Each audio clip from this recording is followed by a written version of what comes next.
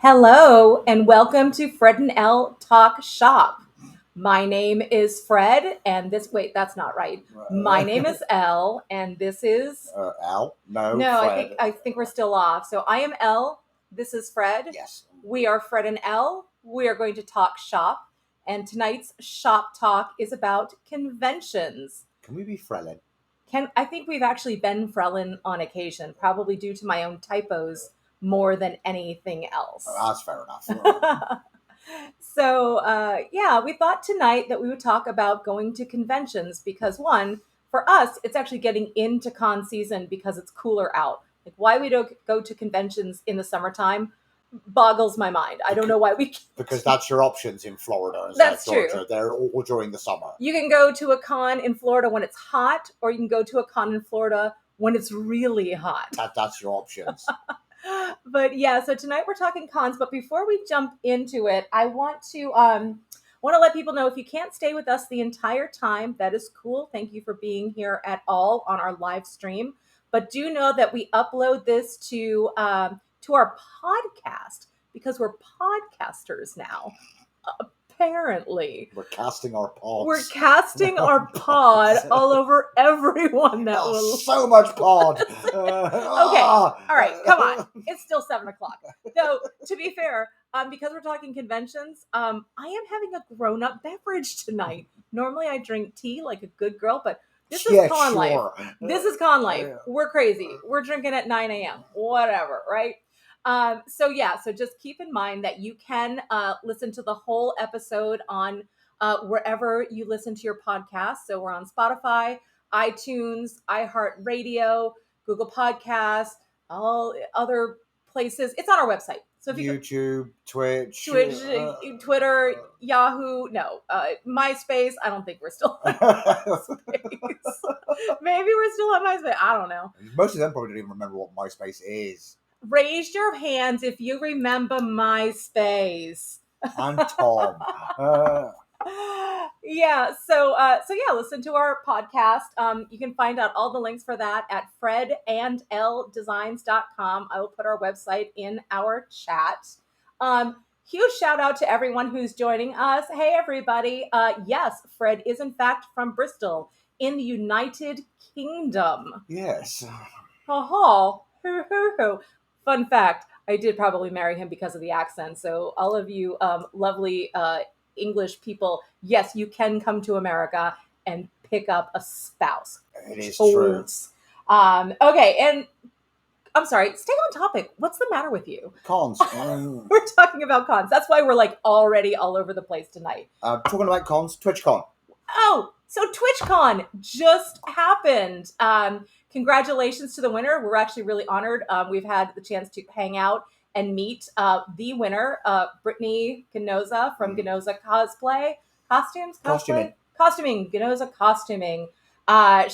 She's in one of the pictures on our cover when she did World of Warcraft, when she was kind enough to put on that costume. She bought that at DragonCon just to hang out with us which as well. Is super, super cool. Yeah, so congratulations. She did an extraordinary costume. I've been following her on TikTok and watching her progress. Garbage paints. Dang, she does some good work. So if you have a chance to give a shout out to her, she certainly deserves it. So, all right. So we are going to jump into some cosplay talk. So this is what we're going to do. We're going to talk about our first con experience, our most memorable over some of us, the ones that we only remember because we took a lot of pictures of it, because some of the memories are a little funny. Because alcohol beverages. Because maybe we were gargling Goldschlager at 8:30 because we definitely could not find our toothbrushes. Or the mouthwash or anything. Maybe. But then also, we want to make sure that you get some things out of this. So Fred and I put together a list of con must-haves. And also, thank you to everyone in our Facebook and Instagram family who provided us some, hey, don't forget you need to bring this. Don't forget you need to bring that. So we put together a little shopping list for you of things that you need to make sure that you do not forget when you go to your next convention. And they're not sponsored. Those are things that we buy and use on a regular. Now, to be fair, we also signed up as like Amazon affiliates. So if you have to buy something, it would not hurt our feelings if you maybe bought it from our little list here, because we will get 0.00002 cents from your purchase. So thank you very much. So with that, let's get right into the first question. And actually, I want to make sure that this question segues between the cosplay talk that we do and maybe a little bit more of the not cosplay talk that we're going to do tonight, which is, what is your con experience when you're in a cosplay versus when you're not in a cosplay? Sir. I mean, it's been a while since we've not been in a cosplay at a con, so that's fair. Well, occasionally on Sundays we tend to wander around without our stuff on. And to be honest, it feels weird. It feels real weird, doesn't it? It does. I mean, because we have always been cosplayers. Yeah. I mean, right from the very beginning, when we opted to just go to DragonCon, which I don't believe ever happened, and saw that it was a thing and got enthusiastic about it, we've been throwing cosplay into the mix from day one. So getting up and not putting on something, even if it's very minimal, just feels odd. Right. Though, as you reach a certain age in this world, like I've passed the grand old age of AARP, and not putting a cosplay feels amazing some days. But it also brings up an interesting point. My first memorable con experience was at DragonCon, like the first con we really went to. First real one, yeah. How did that happen? Like, how crazy were we? So actually, this is going to be my story. So we had like discovered cosplay. I don't know how. Like, I don't know, saw it on the internet, whatever. And Fred comes to me and he's like, hey, there's this convention in Atlanta, and I know that's a little far, but it's apparently super, super cool. This conversation happened in like July, maybe August. Maybe. End of July? Maybe end of July. And I was like, oh, all right, that sounds interesting. Yeah, it's called DragonCon. I looked into it. I thought it might be cool if we like head up there for a couple days. I'm like, all right. Well, sounds I remember nice. we'd had the conversation just talking about cons generally. Yeah. Without having a specific destination in mind. And it had come up because I'd always been enthusiastic about the idea of attending one because they weren't really a thing back in the UK. You know, you saw plenty of stuff on the TV about the gaming convention, right? The nerd convention, like San Diego being the big one that everybody knows about. And then it was a case of like, is there anything like that near here? Mm-hmm. So he found DragonCon. Now, we've now been to like 10 years of DragonCons. So the fact that this happened still blows my mind. You all right over there? I'm bleeding. You know, we can all see you. Like you're. I was playing with Pebbles earlier and she got me. Okay. All right. So snap to it. Smile. You're on camera. So he says, yeah, we should go to this DragonCon thing. I'm like, all right, whatever. So a month out, he gets a hotel room and he comes to me. He's like, oh, Elle, I found a hotel room. Apparently it's real busy at this thing. I'm like, that's weird. He said, but the Ritz-Carlton is available. And I'm like, ooh, that sounds expensive. Maybe we should call them. So Fred calls and they're like, what are you in town for? He's like, oh, I'm going to this DragonCon thing. Girl, Ritz had a con rate of like $220 10 years ago. Ritz-Carlton. I don't think they knew what they were in for because we were one of like 6 people there for the con. So we get there and like 30 people come out to our car. They're taking all of our stuff up to the room. So that's what we thought DragonCon was like. Like you just called and got a hotel room. You just showed up and everything was taken care of. We've learned that that's not the case anymore. But it was a weird first experience. Lucky. Super lucky. And also, it was 10 years ago. So even at that con, like we walked up to Carrie Fisher's table and there was no one in line in front of her. I mean, that's before they started doing things like the Legacy Rooms, the Hyatt. You didn't get the Hunger Games at the Marriott. I mean, you could still get a room in those. But now, I mean, if you're not on the phone and connected within the first 7 minutes, you don't get a Marriott room in the con, right? Yeah, no, I mean, we played the Hunger Games since then and also stayed at some, crazy, interesting ones off the beaten track, which has been also kind of fun. But it was just a different world. But like what does everybody do for their first cosplay? In my world, is you try steampunk. Yes. So we pulled together some stuff, and then we said, hey, let's go to the parade Saturday morning. We went in our full costumes, and I wore stiletto heels. Yeah. Yeah. What was I thinking? That's crazy. So yeah, that DragonCon was one of our first convention experiences, and it changed us. Like, for the better. It was all the cosplays that we saw. We realized that we could do this. And that's nuts, right? I mean, the DragonCon's a unique experience. I mean, it's hard to describe it to anybody else that hasn't been to it. Just the party attitude that goes on, the camaraderie that goes on, just the sheer amount of stuff that goes on. I mean, there are what, 20 tracks? Yeah. Everything from conspiracy theory to robotics. Yeah. Each of those doing between 10 and 14 hours of content a day. And I remember 4 days. That year we went to panels and classes, and like we tried to experience all of the things. And then the next year we brought all of our kids with us and did DragonCon as a family, and we did a whole different set of things. And then over years, like I'm pretty sure the last con I went to, I dressed in cosplay the entire time and sat in a bar and people watched the whole entire time. When you weren't falling off your stool from consuming large quantities of Long Island iced teas. I'm sorry. There's no proof of that. I think Heather might have a few photographs. Does Heather have photographs? We probably posted them on the site.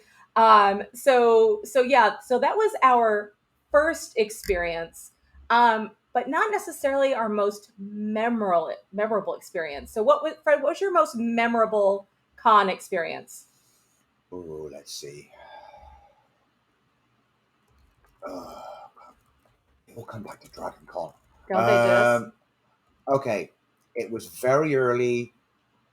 I think Saturday morning. We were in the Marriott, so I'd nipped down to outside of the Marriott to have a cigarette, and I am sat on a bench next to an old lady in a wheelchair, and a predator from Predator, Yep. Full one, 9 o'clock in the morning, Predator. Why not? Some guy in some steampunk outfit, some guy dressed as I think the Arrow from the CW, and a couple of other people just hanging around, and everybody's like kind of hungover and smoking. And then if you've ever been to the Marriott, you've got a big long down ramp out to the main street with a big like traffic circle where they bring in all the cars.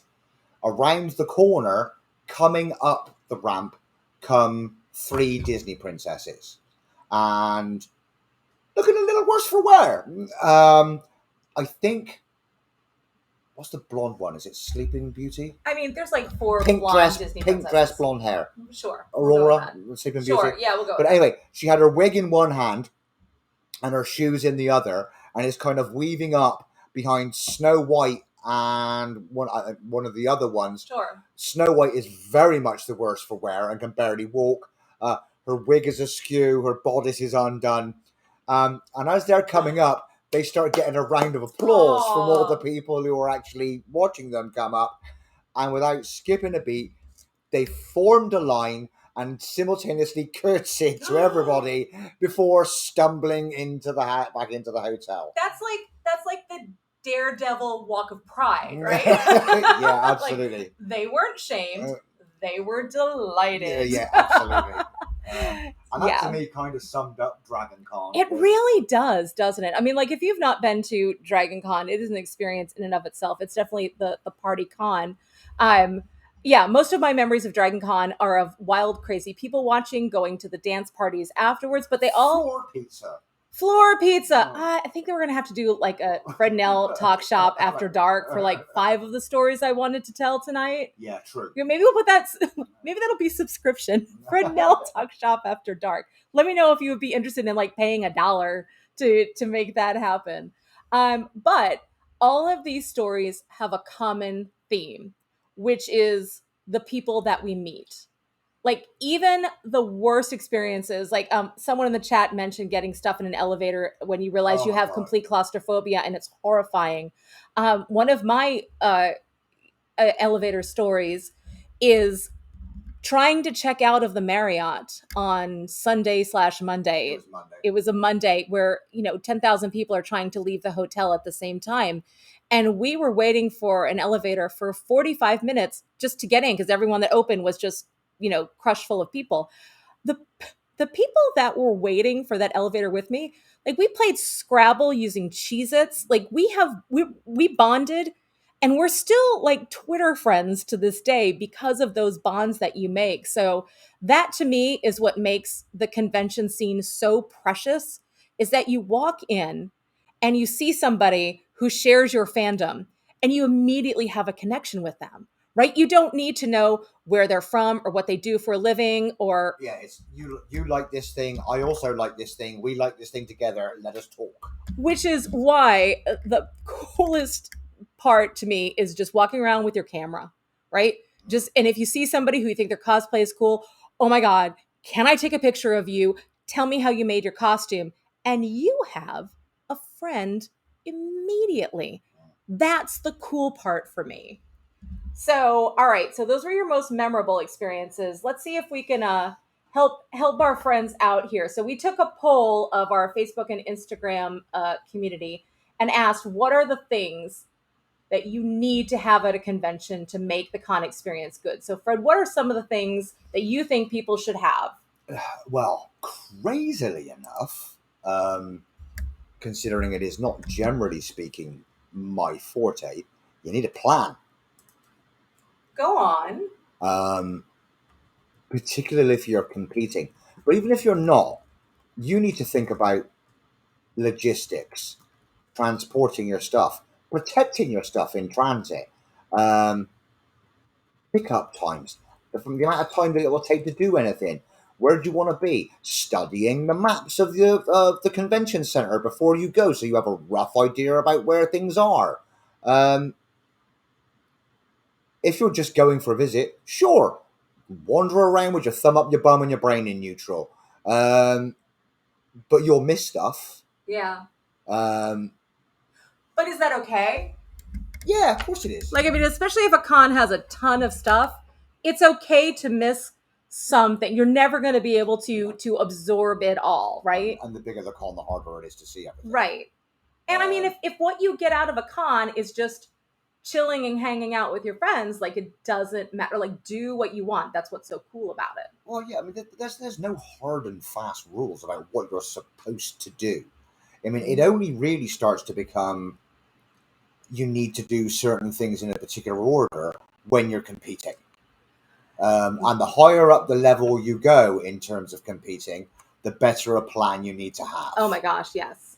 I mean, when you're competing at Masters or things like the Fan Expo level, I mean, just getting to Toronto was a logistical nightmare. Well, and getting there for prejudging times. And, like even this last one when we did Fan Expo Canada, fun story, when all of us were getting ready in our rooms, there was a fire alarm that went off. So all of the many of the competitors were trying to get ready while these fire alarms were going out. And for some of us, the only way to get there was with an Uber. And you get there and you never expect how much traffic there's going to be, if there's going to be security checkpoints that you were not aware of. I remember one of our fellow cosplayers, bless her, like I saw her coming up to try to get in. There was a huge long line and she had to get to prejudging. So I believe if you look official enough and if you have a badge that you can flash quickly enough and if you can find a clipboard in time, you can probably get into any area. Remember how I said in this that some of these takes on convention life was going to be a little controversial? The places I have snuck into would infuriate so many con runners. I'm just saying, it was always for good, never for evil. But when I saw that she was having issues, I ran up to the security guard and I'm like, she's with me. She's with me. Come on, come on. And I'm flashing a badge that probably said nothing. She's with me. She's with me. And we were able to get her through.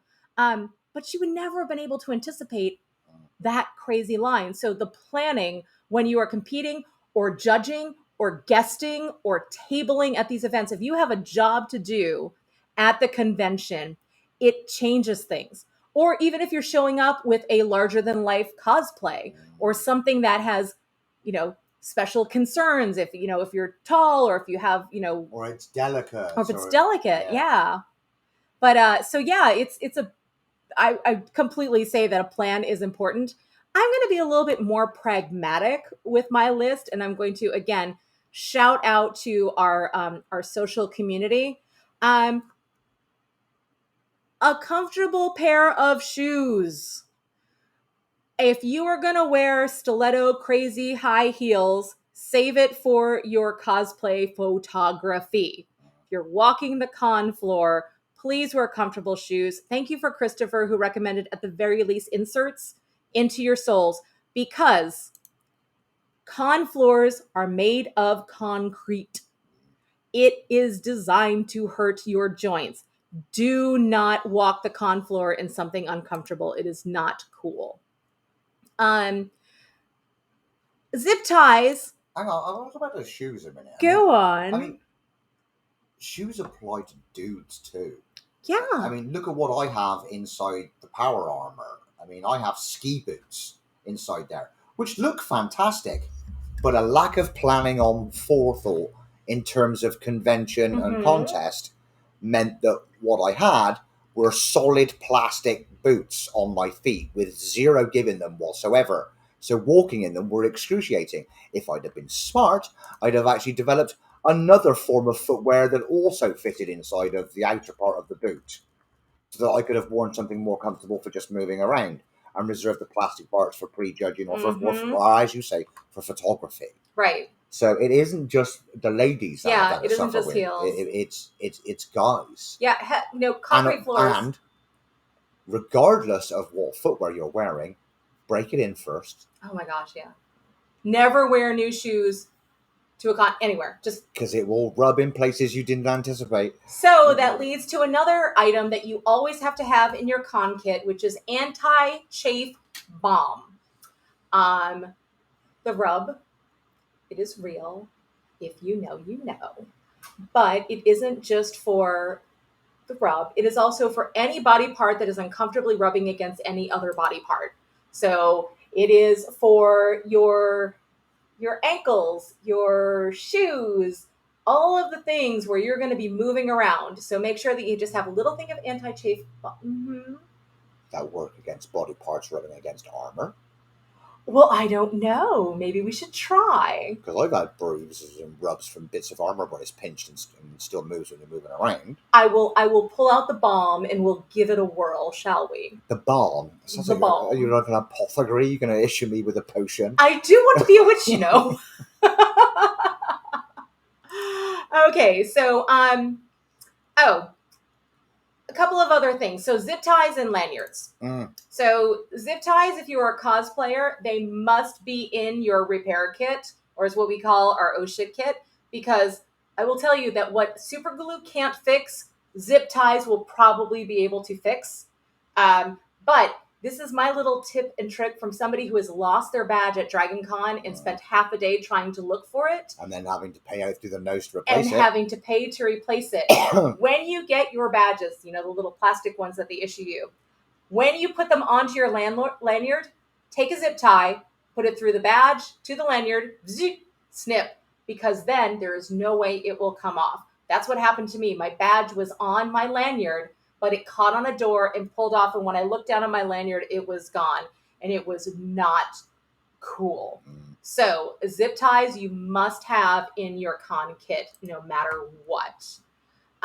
Also, because I do not like to be uncomfortable, I recommend that you bring a little microfiber towel on a little carabiner. I put one in on our website. That is super cool. It's super small. It has the little clip on it. And it's a microfiber because when you sweat in your costumes, being able to dab around your makeup is really, really helpful. And tissues aren't going to cut it. So it's nice to have one on hand all the time. And I've stolen so many from hotel rooms. that I need to bring my own. Well, it also becomes that where you can actually dip it in cold water, put it on the back of the neck to help cool you down. Yes, so the one that I put in my link is specific for that. It is a cooling. It is the towel of the con world. It is the towel of the con world. I cannot stress strongly enough, and I agree with Ron in the chat. You are going to need extra strength medicated formula deodorant. Mm-hmm. Fun fact, if you take a spray bottle and fill it with vodka, you can spray down your sensitive cosplays. It doesn't need to be pure, even half and half. Half and half what? Distilled water and vodka. I was like, what, half vodka, half orange juice? That goes in my mouth. Yeah. But if you're looking for ways to disinfect your more sensitive cosplays, if you can actually just spray them down with vodka, and it really helps a lot. Vodka will do it. Because you're right. The ones that you can't launder, the ones that you can't hand wash, or whatever it is. Exactly. Definitely get rid of the smell. I do remember one year we went to DragonCon, and you're halfway point from like the Westin to the Marriott is the CVS, like little Peachtree Center Plaza. I can't remember what it is, but you know that CVS knows their people because I have a picture. I will find it and I will post it. You know the big bins at the checkout? They had deodorant, condoms, protection. They had hairspray, super glue, safety pins, but huge vats of deodorant and condoms. I was like, oh, that's so sweet. You guys one's know necessary, the other one's delusional to make them feel better. One's hopeful. One's hopeful. So make sure that you are keeping yourself clean and tidy. I mean, I think a very simple rule of thumb for deodorant is if you can smell yourself a little bit, other people can smell you a lot. So much. Because, scientifically, your nose becomes a little bit muted to smells that you become accustomed to. So the crotch biscuits are real. I never wanted to hear that. And also, if you want to smell really good at a con, I swear this was not planned, but please reach out to our friends at Duftworks because they provide the coolest cosplay scents. And the timing is perfect because Deanna is here in the chat. Hi! I'm so happy you're here. We talk about your products all the time. Duftworks Maverick is actually my favorite scent. I wear it when I'm not in cosplay. It just has this beautiful spice, but they also do great ones that smell like smoke or like low-key diesel fuels. It's super cool. Mecca's my favorite for all of the stuff that I build. Mecca's your favorite. So, and they very kindly gave us a 15% off discount code, which is on our page. I will make sure to share it with everyone because their stuff is absolutely awesome. So yes, smell good at cons. I'm going to ask you a question and let you think about it. What is the craziest thing you've ever brought to a con? I know what the craziest thing I think we've ever brought to a con is, and I encourage you to put in the chat what you think is the craziest. We brought a microwave to a con. I don't believe that was crazy at all. We brought a microwave. We called, this was DragonCon, because of course it was. We called ahead to the hotel and we're like, there's a microwave in the room, right? And they're like, oh, well, you actually have to request those. I'm like, wait, what? What? Yeah, you have to request them. And basically everyone has requested them all. So we don't have any. So I'm like, oh, there goes our food plan. We plan on bringing food and microwaving it in our room. Yeah, because we had coolers full of microwave meals and those little breakfast biscuits that you just nuke for 30 seconds. That was our plan. So thankfully we're going with our friends, Heather and Greg. Hi, Heather. I see you in the chat. I'm so happy you're here. We had her minivan that was just stock. And that was the same year. Was that the same year we actually brought the Wraith Guard? Because we had tons of. I'm sorry, but most of the DragonCons blur together. They've blended. But we had this like little college dorm size microwave, and we're like, baby microwave. We're gonna bring the microwave, dude. It was the smartest thing because we were able to eat in the room. We didn't have to spend tons of money, and we were self-sufficient. So that was the craziest thing I think we've brought. Craziest thing we've ever taken to a con, I'd probably say the York. I'm sorry, I've blocked that from my memory because it was so traumatic to bring the orc to Canada. Yeah. I'm sorry, I don't remember. It's a little crazy. I will tell you other crazy things that you should bring. Bring an iron because hotel irons suck. Gross. They're so disgusting and they drip water on all of your beautiful stuff. I was going to say somebody's already attempted to cook on it. You know somebody made a grilled cheese on that and no one has cleaned it. It is disgusting and it will ruin your beautiful cosplay works. I personally believe that the one thing that you must absolutely take is a giant-sized bottle of Advil and Tylenol. Every single person that responded to that question was like, decongestants, painkillers, drugs, bring jugs, over the table, under the table, over the counter, under the counter, I'm sorry, I'm going to say, only take drugs that you are legally permitted to take. Legal disclaimer. Legal disclaimer, we do not encourage the use of drugs that are not for your health. So, but yes, I don't care how young you are or how fit you are going to need a Tylenol or an Advil at some point. Do not forget to bring them. For sore feet or for hangovers. Yeah. And I'm going to give you a little bit of a weird advice here, okay?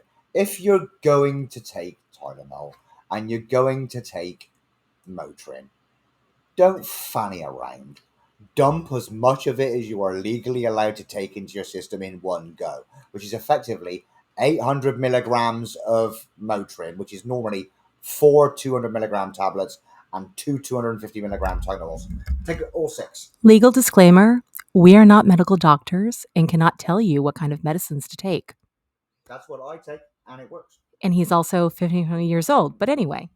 Yes, because I just get told, take whatever you want. It doesn't matter. You're going to die soon. It doesn't matter. There are some great suggestions of things to bring in the chat. Okay. Always bring your glue gun or your super glue or your crazy glue. Yeah, the oh shit kit is just glue, glue. Thank you, Ron, for believing in me and Douglas Adams. You always bring a towel. It's for little microfibers. Compression stockings are genius to bring. Because I don't care how old you are, when you are on your feet for 10, 12 hours a day, walking on those concrete floors and being on flights, Bethany, 100% agree with you. Okay. It helps reduce inevitable swelling that you will get in your legs and keep you far more comfortable. What is wrong with you? Why are you like this? Terry, a camelback inside your suit loaded with wine. Oh my God, I never would have thought of that. I build you some sort of wine-carrying container to go with every costume you make. I still raise a glass. And they're camouflaged. They are. They're built right into the suits. I do raise a glass to Heather's Wonder Woman water bottle that has had so much... Oh my gosh, look what you have. It's my wine bottle with the Guilas on it because in the Imperium, you definitely need to be drunk. And also, Ron, 100% agree with you on snacks. I believe that you should always have a stash of snacks. My triumvirate is one healthy, one sweet, one salty, because one is going to just fill that need and keep you from buying stuff. One is going to take the hunger off, and one is going to keep you from dying. So definitely keep just a little bit of a stash in your bag. I mean, I think we also ordered actually like zero down in on the concept of the oh shit kit. Mm-hmm. Because there are certain things in it that are common. Glues, thread, needles. Yep. But then you can expand it a little bit. Okay, I want to take specific threads to match the costumes that I am actually bringing to that convention. Right. I need to bring particular paints to touch up stuff to go into that. Silver Sharpies, if you've got armor, are great because any nicks and dings, you just whap them with a bit of a silver Sharpie. Covers Say up that again. I want to make sure people heard that because that's cool. Silver Sharpies. I mean, if a piece of armor gets crumpled or scraped on the side, just dab a silver Sharpie down it. It's battle damage. It's battle damage. But tailoring your oh shit kit to the thing that you're actually bringing with you. Buttons that might go missing that you need to, that are little specific. Scraps of fabric. So you can patch something if you need to. The fabric glue. Fabric glue and freight check is always good. Yeah. You want to basically have a miniaturized version of everything that you take. And you need to have 2 versions of it. Yeah. I mean, we have a roller version, which is basically a big toolkit that breaks down into 3 pieces, where I will take my Dremel and my heat gun and all that sort of thing, to a convention, just in case. And then all of that, we have baby versions of it, which we've transferred into small containers, which goes into something to fit in the size of, say, like a mid-sized pouch. Exactly. And inevitably, we've got a handler with us, and they are carrying that. So that is something real important when you're in a cosplay that you probably can't like handle yourself if it's big or if it's, bound to maybe have some issues. There's a couple of ways you can do it. Is one, a good handler is worth their weight in gold, and you should take care of them accordingly. Heather, Sydney, you guys have been amazing. So many of you have always been there to help us. Make sure that they have a good backpack that can handle everything and is good on their shoulders.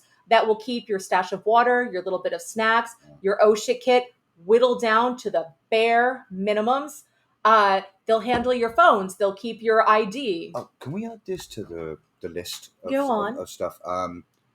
I mean, I have 2 particular types of super glue that I use a lot of. One is the Loctite professional grade. Yes. Because it comes in a reasonably sized good container, and you only need a little bit, and it grips really, really well.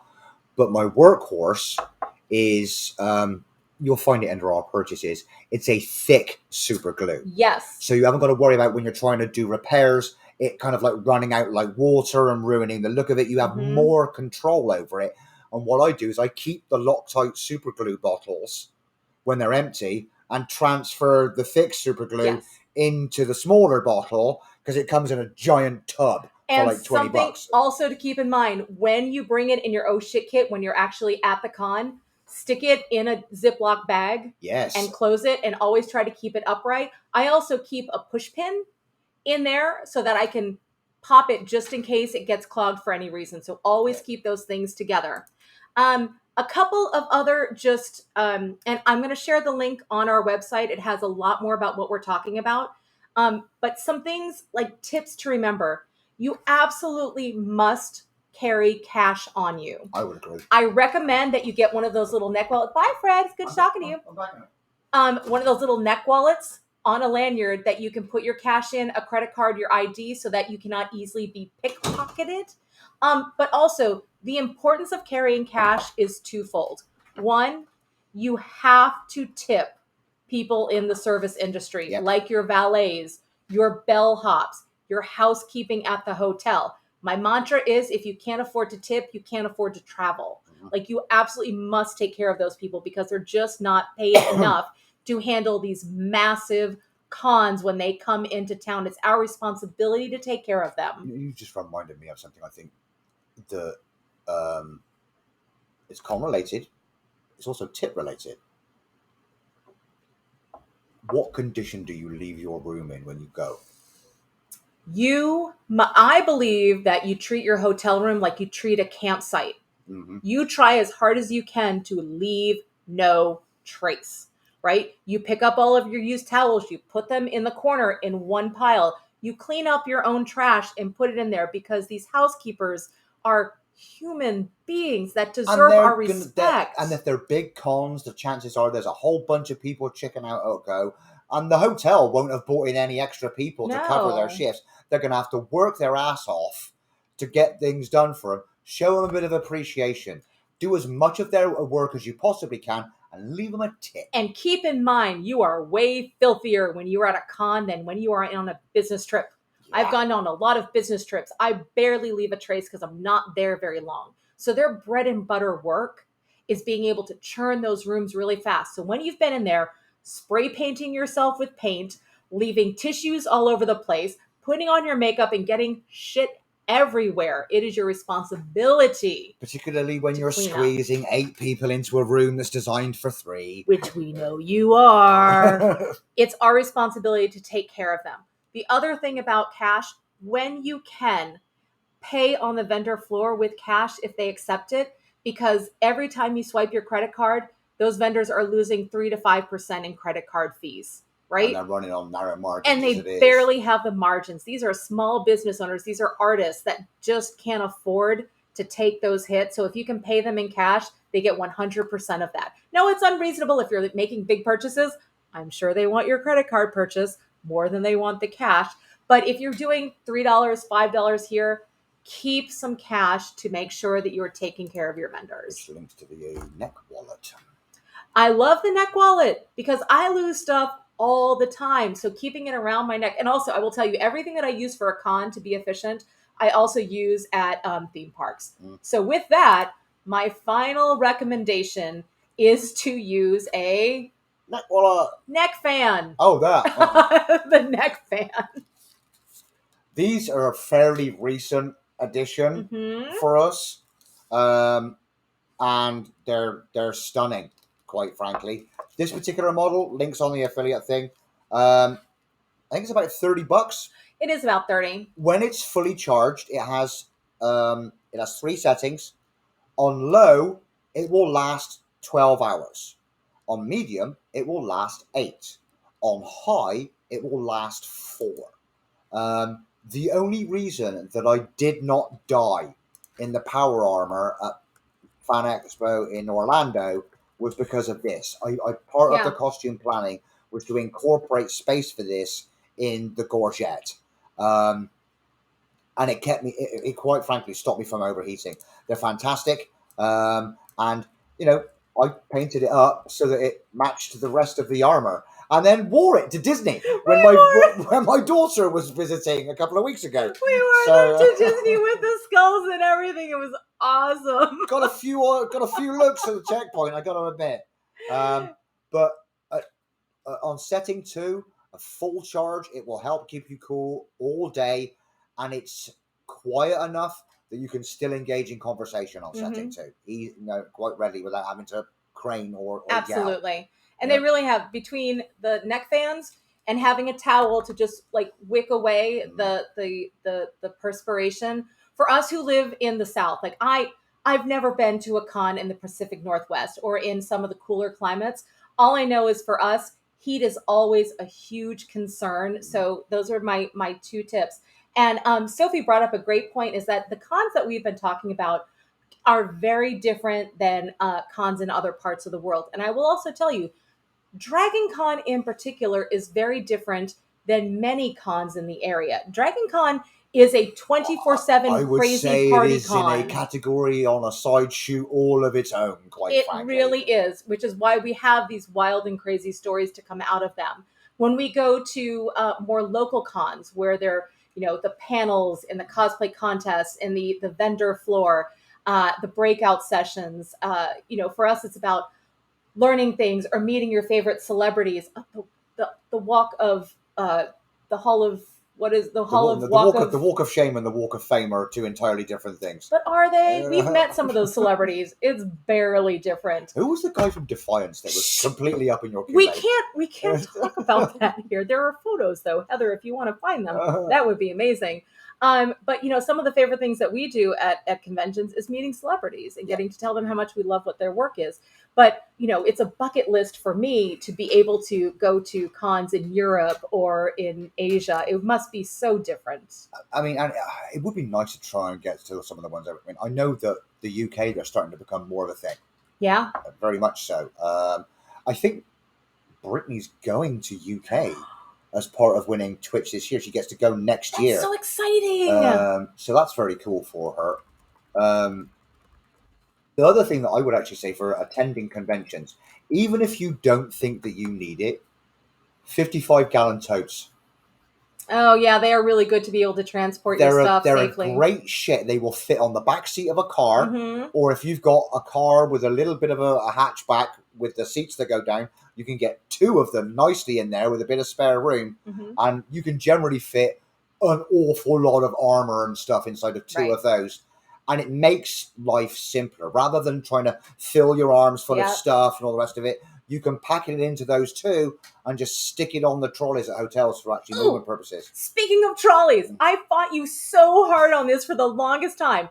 I remember carrying pieces of the orc from one side of the MegaCon convention hall to the other side of the MegaCon convention hall. And the whole time I'm like, it would be amazing is if we had a trolley that we just had. So I forced him to buy one of those little trolleys that break down and just kind of unfold it and pull it out so you can put the big 55-gallon totes on it.